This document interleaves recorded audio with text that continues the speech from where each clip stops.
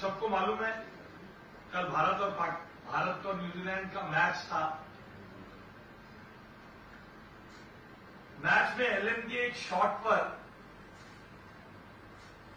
अर्शदीप की गेंद पर एक कैच होने की संभावना थी। कैच छूट गया तो कमेंटेटर ने एक टिप्पणी की, सेलिब्रेटिंग टू अर्ली। उसी तरीके से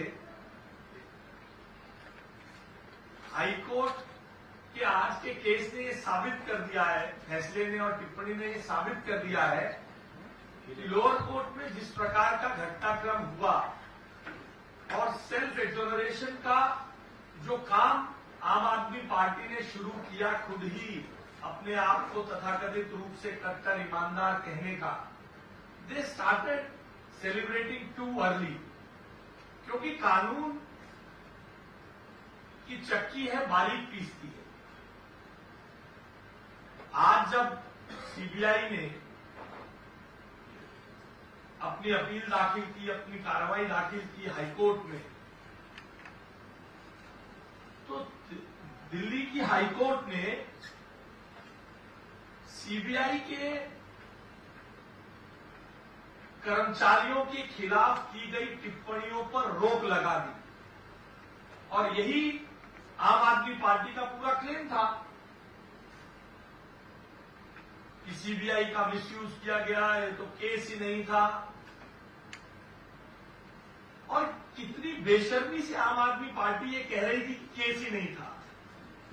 आप सबने एक रिपोर्ट किया, 170 मोबाइल, 170 मोबाइल्स तोड़ दिए गए, फेंक दिए गए, 43 सिम कार्ड मनीष सिसोदिया ने डिस्ट्रॉय किए। ये आपके सामने, ये 43 मोबाइल सिम कार्ड डिस्ट्रॉय किए गए। एक बार दोबारा नहीं होगा, 43 सिम कार्ड्स डिस्ट्रॉय किए गए।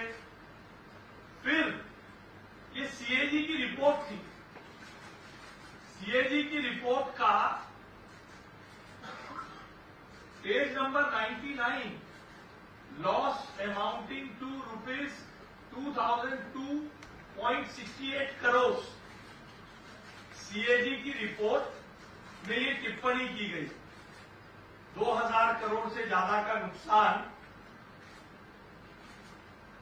इसके अतिरिक्त मतलब कितनी सेल्फ एक्सोनरेशन करने की जल्दबाजी थी। इसके अतिरिक्त मैं आप लोगों को याद दिलाना चाहता हूं और आपके माध्यम से दिल्ली की जनता को याद दिलाना चाहता हूं, पुरानी शराब नीति में एक बोतल पर की कीमत 166 रुपए थी और नई में उसकी कीमत 188 रुपए हो गई, होलसेल प्राइस। एक्साइज ड्यूटी उसमें गवर्नमेंट को मिलती थी 223 रुपए 90 पैसे, जो घटकर ₹1.88 हो गई। फ्लैट गवर्नमेंट को 106 रुपए मिलता था, जो घटकर ₹1.90 हो गया। रिटेलर मार्जिन ओल्ड पॉलिसी में बोतल पर रिटेलर को बेचने वाले को ₹33.35 मिलते थे, नई नीति में ₹363.27 मिलते थे। पुरानी नीति में सरकार को ₹329.90 एक बोतल पर कमाई आती थी और नई पॉलिसी में ₹8.32 की कमाई आती थी। इसीलिए पहली घोषणा के तुरंत बाद इस नीति को वापस भी लिया। और फिर भी ऑडेसिटी आम आदमी पार्टी की ये थी कि भ्रष्टाचार तो हुआ नहीं। आज हाईकोर्ट ने भी टिप्पणी कर दी। मुझे ठीक बहुत पुराने जमाने की घटना याद आ रही है। दिल्ली में एक हत्या हुई, दिल्ली में हत्या हुई हौसखास विलेज के पास। हत्या होने के बाद लोअर कोर्ट ने टिप्पणी की, मुझे दिख रहा है मगर मेरे पास सबूत नहीं है। अगले दिन जब उस आरोपी को छोड़ा गया तो अगले दिन बड़ी बड़ी हेडलाइन थी एक अखबार में, नो वन किल्ड जेसिका, जैसे हत्या हुई ही नहीं। उसी प्रकार से 43 सिम कार्ड खराब कर दिए गए, 170 मोबाइल डिस्ट्रॉय कर दिए गए, एक बोतल पर 329 रुपए राज्य सरकार को मिलते थे, घटकर 8 रुपए 32 पैसे हो गए। विजय नायर हमारा बच्चा है, इससे बात करो, इसके तथ्य मिल गए। आप सबने देखा इसी बिल्डिंग में रात को 3 बजे तोड़ कर वीडियो जारी किए गए कि कैसे अफसरों से कमरे से साक्ष्य निकाले गए। नो वन किल्ड जेसिका, कोई भ्रष्टाचार नहीं। आज हाईकोर्ट ने ये बता दिया है, आज हाईकोर्ट ने ये साबित कर दिया है कि ये आम आदमी नहीं, ये खास घोटालेबाज है।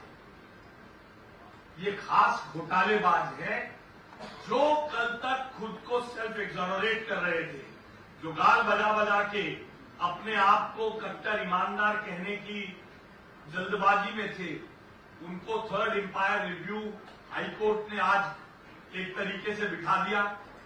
उन सब कर्मचारियों के खिलाफ कई टिप्पणियों पर रोक लगा दी। ईडी का पीएमएलए के केस को लोअर कोर्ट सुनेगी नहीं जब तक हाई कोर्ट में फाइंडिंग पूरी नहीं हो जाएगी। ये अपने आप में इस देश के कानून की प्रक्रिया की बहाली आम आदमी पार्टी के सामने हुई है, which was celebrating too early. कानून अपना काम करेगा, हमें पूरा विश्वास है।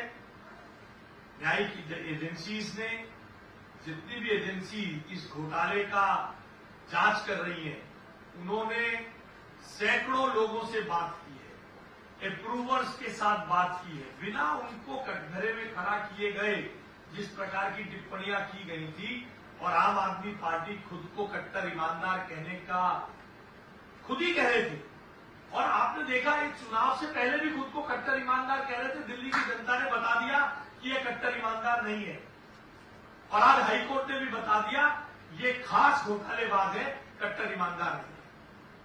केवल केस इसी बात पे टिका था कि लोअर कोर्ट ने कहा है कि सीबीआई के उन कर्मचारियों को, आज हाई कोर्ट ने उन कर्मचारियों को एक्सोनरेट कर दिया। अब फिर शुरू होगा जेब से विक्टिम कार्ड निकालने का काम। ऐसे निकाले जाएंगे विक्टिम कार्ड। एजेंसियां हमारे खिलाफ है, मोदी जी अमित शाह जी हमारे खिलाफ है। ऐसे रोज एक विक्टिम कार्ड निकालेंगे। सिर्फ अरविंद केजरीवाल जी ने अपने भ्रष्टाचार को छुपाने के लिए, अपनी आगाध राजनीतिक महत्वाकांक्षा के लिए लोअर कोर्ट की इस टिप्पणी को आदरणीय प्रधानमंत्री जी और आदरणीय गृहमंत्री जी के खिलाफ इस्तेमाल करने का काम किया। अपना पैरेलल देश के प्रधानमंत्री से ड्रॉ करने की कोशिश की, और आज हाई कोर्ट की सुनवाई के बाद खास घोटालेबाजों का असली चेहरा दिल्ली की जनता के सामने आ गया है। अब उन लोगों को जवाब देना होगा कि कैसे, क्यों अपने आप को एक्सोनरेट करने की कोशिश कर रहे थे, क्यों अपने आप को बार बार कट्टर ईमानदार बता रहे थे, वो मोबाइल कहां गए और नीति वापस क्यों ली। शराब की एक बोतल पर पहले राज्य सरकार को 330 रुपए के करीब की कमाई आती थी, वो घटकर 8 रुपए 32 पैसे क्यों हुई। जो अप्रूवर बने उनके बयानों का जवाब इनको देना होगा।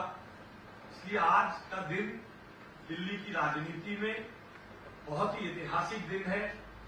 अपने आप को खुद ही गाल बजा कर सर्टिफिकेट देने वाले लोगों ने, जिन्होंने पहले ही, मैं आपको याद दिलाना चाहता हूं, 24 फरवरी 2014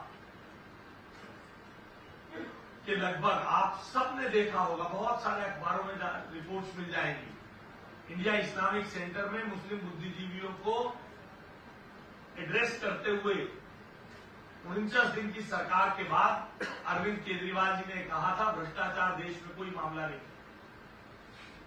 देश में धर्मनिरपेक्षता सबसे बड़ा मामला है। जबकि वो 49 दिन की सरकार भ्रष्टाचार के खिलाफ लड़ाई लड़ते हुए बनी थी। ना भ्रष्टाचार के खिलाफ लड़ाई लड़ना इनका पहले मकसद था, ना सरकार में आने के बाद मकसद था, और ना ही लोअर कोर्ट की टिप्पणी के बाद, हाउस रेवेन्यू कोर्ट की टिप्पणी के बाद भ्रष्टाचार के संदर्भ में इनकी कोई गंभीर सोच थी। इन्होंने अपना पल्ला भ्रष्टाचार से 24 फरवरी 2014 के लगभग इंडिया इस्लामिक सेंटर की उस चर्चा में अपना पल्ला झाड़ लिया था। देश में भ्रष्टाचार, इसलिए बहुत बड़े भ्रष्टाचार जो दिल्ली की जनता के पैसे के साथ हुआ है, अब उसकी जांच का रास्ता खुल गया है। बहुत जल्द जांच एजेंसियां और कोर्ट इस पे फैसला देंगी।